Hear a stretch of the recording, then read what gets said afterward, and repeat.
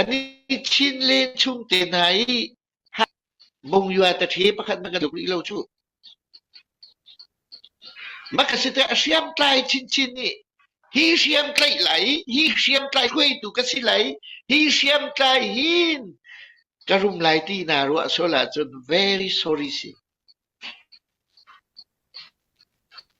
nana là ni ai tak đi na là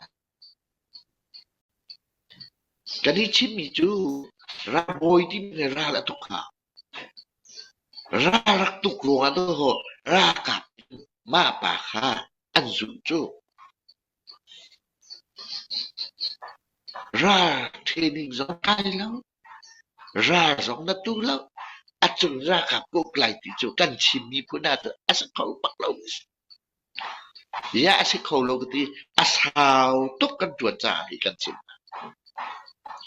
ra gặp thế đi giống nó cay đủ lâu ra giống nó tu lâu ý đi ra gặp đi cất đi cổ lại này thì à chú ý ngồi